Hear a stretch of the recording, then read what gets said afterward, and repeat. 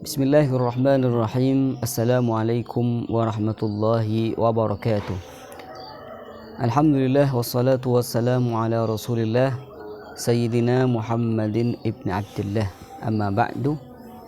Alhamdulillah, ini adalah pertemuan yang ke-10 di kajian kitab Lubbul Usul. Dan kita sudah sampai di qaulil musannif fa in iqtada fi'lan ghaira kaffin iqtidaan jaziman fa'ijabun.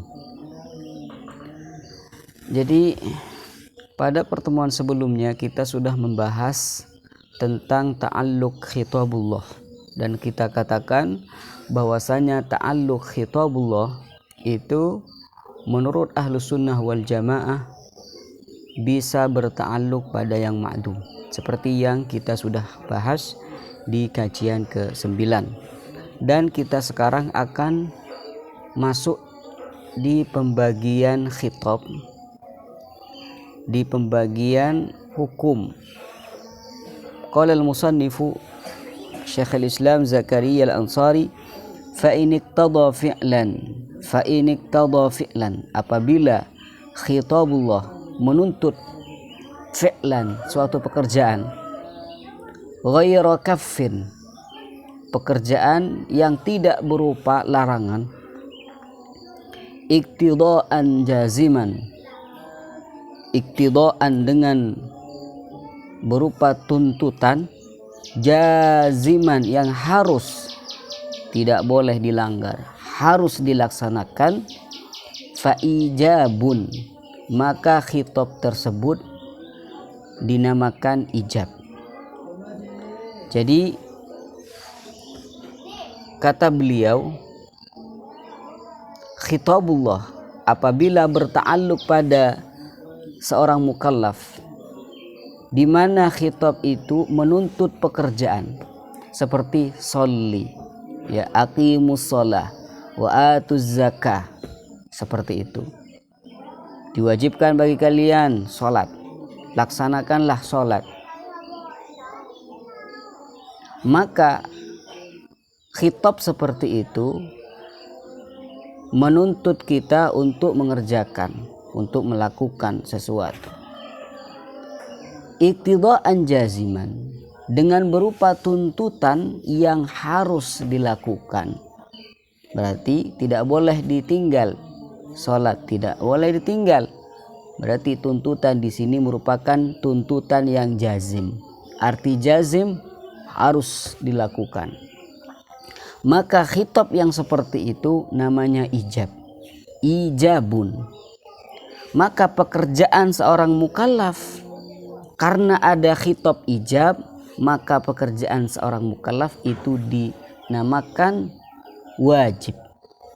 Jadi ijab itu adalah khitabnya, pekerjaan mukallaf karena khitabnya berupa ijab, maka pekerjaan seorang mukallaf itu dinamakan wajib. Kata beliau, fa in iqtada, yakni al-khitab, fa in iqtada fi'lan ghaira kaffin, apabila khitabullah itu menuntut pekerjaan tapi bukan menuntut untuk meninggalkan pekerjaan, dengan tuntutan yang bersifat jazim, tidak boleh ditinggal, harus dilaksanakan, maka khitab tersebut itu dinamakan ijab.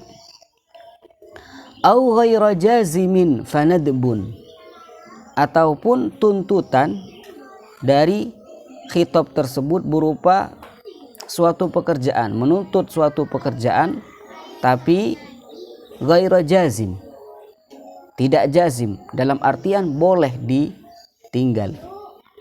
Seperti kita dituntut untuk sholat duha, sholat tahajud. Jadi sholat tahajud, sholat duha itu tuntutan dari syariat, iktida, tapi tuntutannya tidak berupa jazim, ghairu jazim, dalam artian kita boleh meninggalkan sholat duha, boleh meninggalkan sholat tahajud. Maka tuntutan atau khitab yang berupa tuntutan yang tidak jazim tadi itu dinamakan nadbun, dinamakan nadbun. Kata beliau fanadbun, maka pekerjaan seorang mukallaf melakukan sholat duha, melakukan sholat tahajud, pekerjaannya itu dinamakan dengan mandub. Jadi khitabnya nadbun, pekerjaannya mandub, pekerjaannya mandub. Au kaffan jaziman fatahrimun, atau khitab Allah Subhanahu wa taala itu menuntut kaf, menuntut untuk meninggalkan. Jadi khitab Allah menuntut untuk meninggalkan suatu pekerjaan, seperti firman Allah Subhanahu wa taala, wala taqrabuz zina.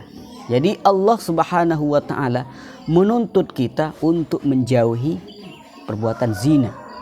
Maka tuntutan yang seperti itu, yang berupa tuntutan untuk meninggalkan suatu pekerjaan, di mana tuntutan itu kafan jazima, tuntutan yang harus dijauhi, tuntutan untuk meninggalkan pekerjaan dan harus dijauhi, tidak boleh itu dilakukan, tidak boleh melakukan zina dalam contoh yang tadi.